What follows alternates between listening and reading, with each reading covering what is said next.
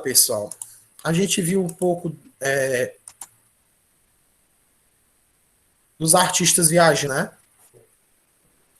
A gente viu os artistas viajantes e, né? Basicamente, o Francis Post, ao longo da história, a gente vai ver que vários artistas de diferentes. Deixa eu ver aqui. Pronto, agora sim, começou a gravação. Bom dia mais uma vez. Botem. Oi. Oi?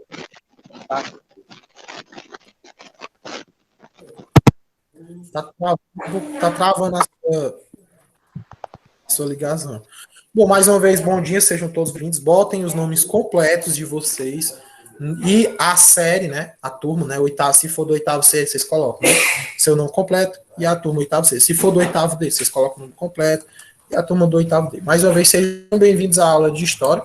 Enquanto os outros não chegam, eu preciso continuar com a minha aula. E basicamente, na aula passada, na aula de artes do oitavo ano, né?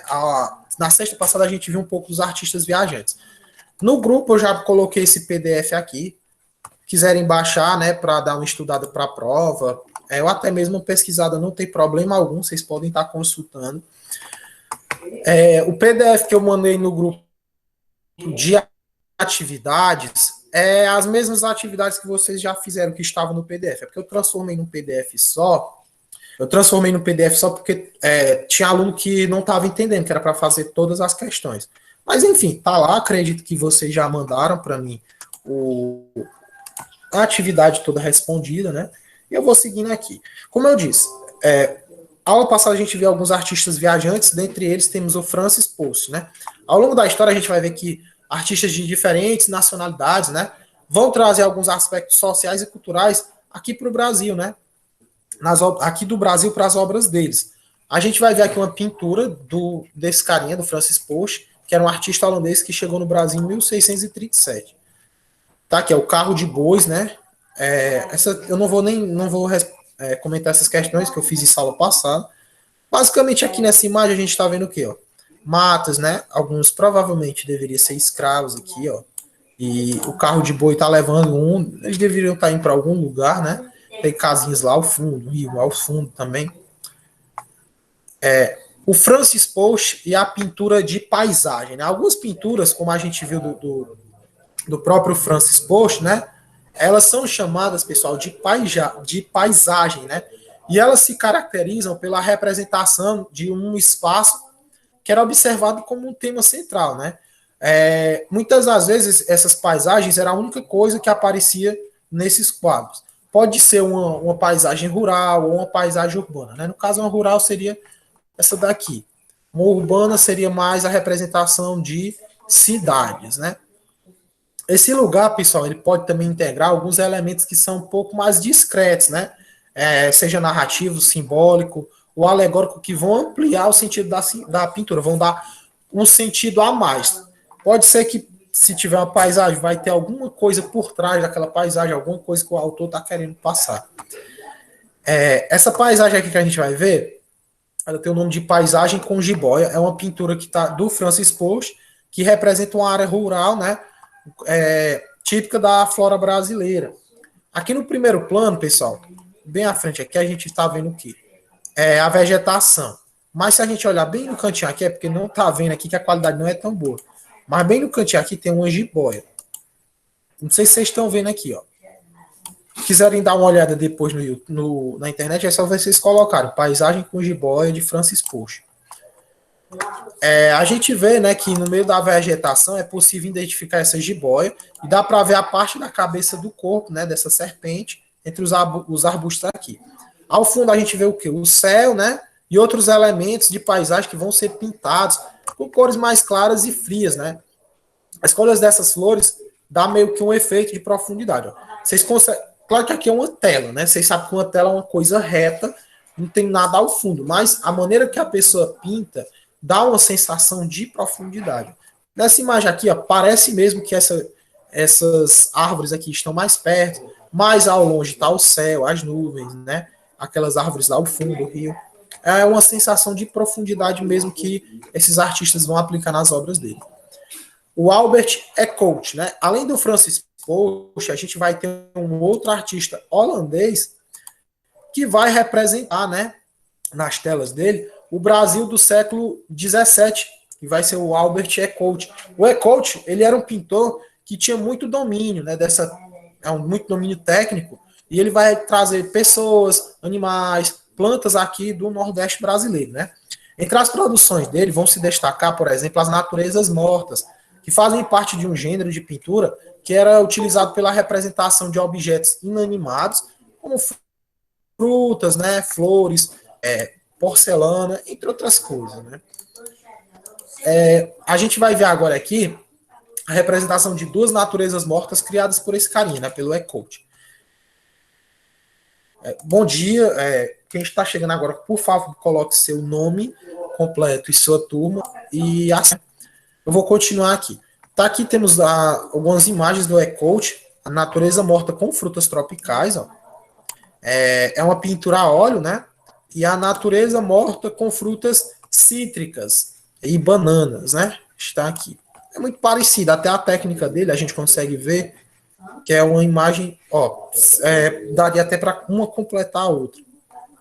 Nas naturezas mortas reproduzidas nessa página, o realismo empregado pelo artista, né, para representar as formas, as texturas e as cores das frutas e das plantas, vai estimular, né, o sentido do espectador. As figuras que são representadas na parte de baixo, deixa eu ver, alguém tinha, peraí, deixa eu ver aqui. Tinha entrado alguém aqui, mas eu não estou vendo na gravação. Vou aumentar aqui o layout. Deixa eu ver quantas pessoas tem, só um momento. Comigo, né? São seis. São seis, né? Alguém saiu. Mas eu vou continuar aqui. Então, né?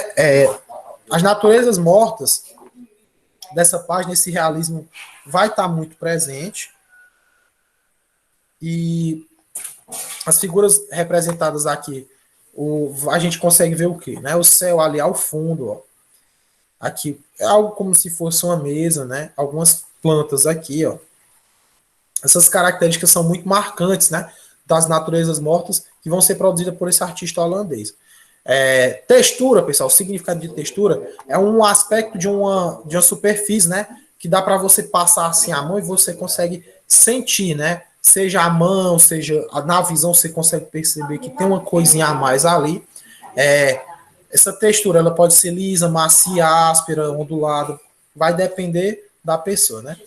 A pintura a óleo. Vocês perceberam aqui na legenda que muitas pinturas elas vão informar a técnica que é utilizada, né, sobre o artista. E uma dessas técnicas que está aparecendo aqui é a pintura a óleo.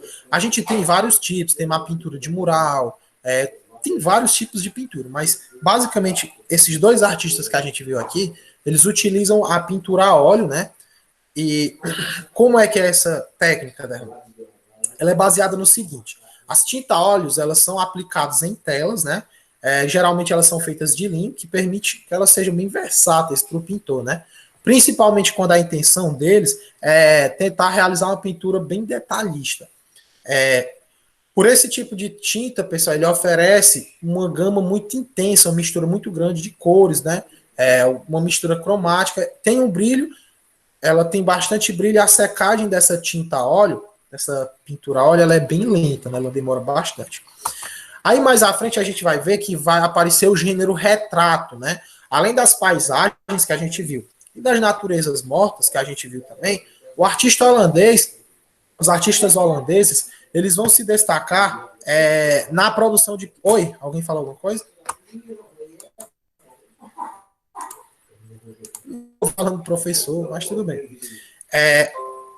Os artistas holandeses, eles vão se destacar também por outro gênero, além desses dois, que vai ser o quê? O gênero retrato, né? O que é um retrato, pessoal? O que é um retrato? Me digam aí. Gente, estão me ouvindo? Um retrato, se eu chegar e falar assim, eu vou bater um retrato aqui da turma. Eu vou fazer o quê? Sim, uma foto, certo. Mas nessa foto aqui, por exemplo, essa foto vai aparecer exatamente o que nessa foto? Se eu falar assim, eu vou tirar um retrato do Kaique. Oi. vai aparecer uma foto sua, vai aparecer você. No caso, o gênero retrato aqui, ó, como é que vai ser, né? O gênero retrato, ele vai se caracterizar, né, de uma pessoa, de um grupo de pessoas que vão pintar baseando-se em um modelo vivo, né? Por exemplo, o indivíduo aqui posa, né, faz uma pose aqui, e o pintor ele vai pintar aquela pessoa, aquele indivíduo, e isso vai ter o nome de retrato, né? Retrato retratar uma pessoa viva em uma pintura. Seja, né, de fotografias ou com auxílio da memória. A pessoa pode fazer isso. Pegar uma fotografia, tentar pintar ou tentar se lembrar, né, como era a pessoa e pintar, né, de cabeça. O retrato a seguir foi também feito pelo Ecout, né, e com base na sua experiência no Nordeste brasileiro. Tá aqui, temos o retrato de uma mulher tupi com seu filho e um cesto na cabeça. Ó. Provavelmente essa mulher pousou para ele, né, ele pediu para ela ficar parada, e ele foi pintando. Ele fez um retrato, né, dessa Índia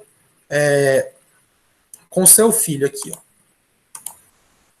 Mais à frente, ó, essas atividades não precisa fazer. Mais à frente a gente vai ver também que vai surgir o autorretrato. Ora, se o retrato, se eu vou fazer um retrato, por exemplo, de vocês, eu vou esperar você ficar paradinho e lhe pintar. O autorretrato vai ser o quê?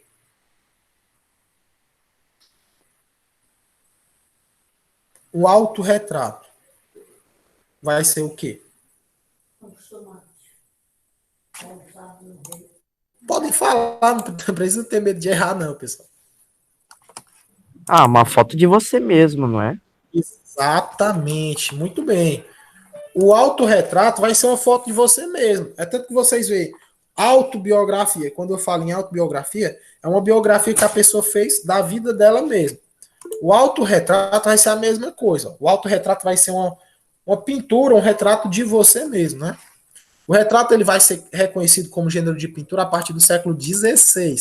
Egípcios, gregos e romanos, no entanto, produziam esses retratos desde a antiguidade, né? Ao longo da história, artistas de diferentes estilos, eles vão reproduzir não apenas esses retratos, mas também os autorretratos, né, que vão ser retrato da própria pessoa. A gente vai ver a seguir aqui alguns exemplos de autorretrato. Aqui é um retrato com o nome O Homem Desesperado, né? Provavelmente o cara fez um autorretrato dele mesmo aqui, ó. É uma pintura a óleo também. Temos aqui um autorretrato do Van Gogh, do Vincent Van Gogh. Aqui ele já tinha arrancado a própria orelha, né? Ele já representou-se com esse detalhe. E aqui tem um autorretrato do Pablo Picasso, né? No caso, ele pensou, será que eu sou assim e tal? E fez um retrato baseado nele mesmo. Então, Jean-Baptiste Debré. No início do século XIX, um novo grupo de artistas franceses chegou ao Brasil. Esses artistas integravam a missão artística francesa. Um dos principais nomes desse grupo foi o pintor e desenhista Jean-Baptiste Debré, que chegou ao Brasil em 1816 e criou uma série de desenhos, pinturas e gravuras, nos quais representou a sociedade brasileira no início do século XIX. Desculpem. Veja a obra de Debré reproduzida a seguir, né? Aqui temos um jantar brasileiro desse artista, né? A gente consegue observar o que aqui? É uma casa, né? Provavelmente desses dois aqui alguns escravos, ó, as crianças brincando aqui, ó. Aqui um cara ao fundo, a mulher espanando, né? Limpando aqui a casa. Esse outro aqui deve estar esperando eles terminarem deve estar esperando eles terminarem de almoçar, ou merendar e retirar a mesa, né? A missão artística francesa. Essa missão artística francesa vai ser um grupo que vai chegar, que o Debré vai vir junto nele, né? Vimos na página anterior que o Jean-Baptiste Debré chegou ao Brasil em 1816, né? Acompanhado de um grupo de artistas franceses. Esse grupo tem o nome de Missão Artística Francesa e vai vir, né? Esse grupo de artistas veio para a colônia a convite de Dom João VI, né? Ou seja, o Dom João convidou eles provavelmente para fazer uma pintura do local, para tentar servir até como um marketing, uma divulgação, né? A vida de uma missão francesa estava de acordo com as transformações ocorridas no Brasil, né? Especialmente no Rio de Janeiro, com a transferência da família real portuguesa para a colônia. Os membros da corte desejavam tornar uma parcela da sociedade mais culta e instruída, para que pudesse atender os seus interesses na colônia. Para isso, foram tomadas diversas medidas, como a fundação da Real Biblioteca, em 1810, do Real Teatro de São João, em 1813, e da Escola Real das Ciências, Artes e Ofícios, em 1816, que em 1826 passou a ser denominada de Academia Imperial de Belas Artes, ou AIBA, né? Então, a AIBA a gente já sabe que é Academia Imperial de Belas Artes. Basicamente, pessoal, o Dom João VI, eles vai trazer esse grupo para tentar, né, tornar o Brasil mais culto, mais instruído. Por quê? Porque a família portuguesa vai vir para cá, né? Vai vir para cá. E eles vão querer que aqui fique, seja um pouco mais similar a Portugal. Além de Debré, outro artista que integrava esse grupo, né, era o Nicolas Antonier Taunay,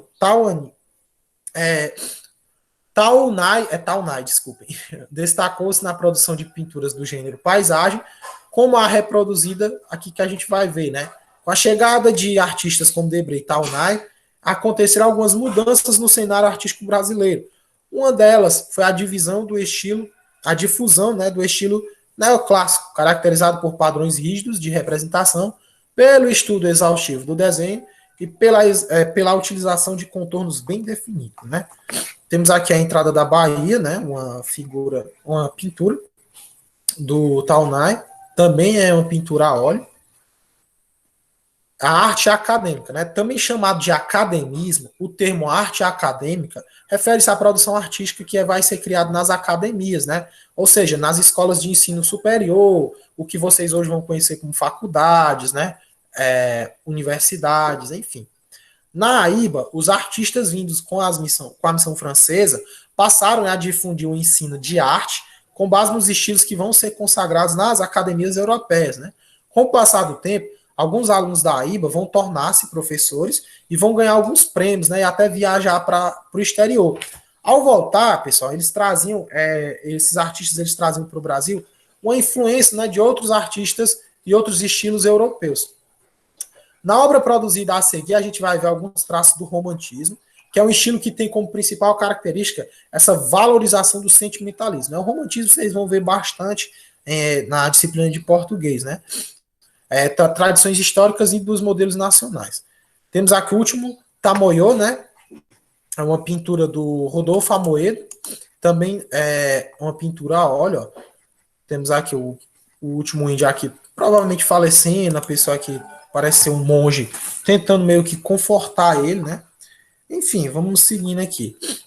O surgimento das academias. As primeiras academias de arte, elas vão surgir na Europa, no século XVI, durante o Renascimento.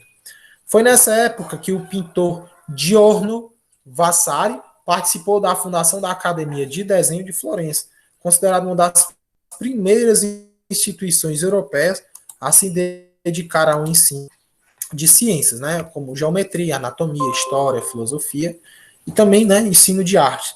A academia ainda existe, o nome dela é Academia de Belas Artes de Florença, né? Após a fundação da Academia de Florença, foram criadas outras instituições desse tipo na Europa, como a Academia Real de Pintura e Escultura da França.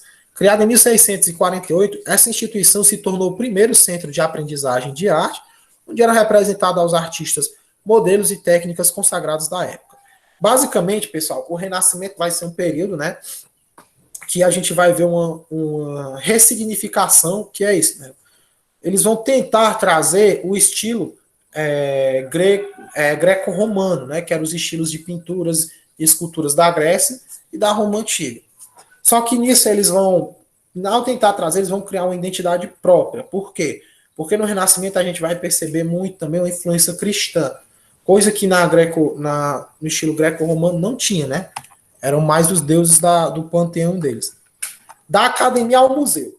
O interesse pelas artes e pelos valores do passado greco-romano e a confiança na capacidade de transformar o mundo por meio da busca de respostas científicas levaram, né, os renascentistas a colecionar, né, ou seja, a juntar materiais de um lugar específico. Assim, pessoal, vai surgir essa ideia de museu, né, como a gente conhece hoje.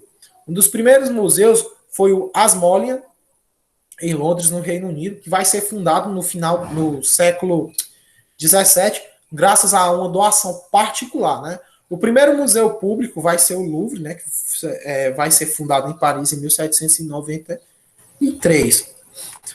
No século XIX, os museus se multiplicaram e se diversificaram. E hoje existem diferentes tipos de museu, né? A gente tem museu de arte, de história, de ciência, entre outros, né?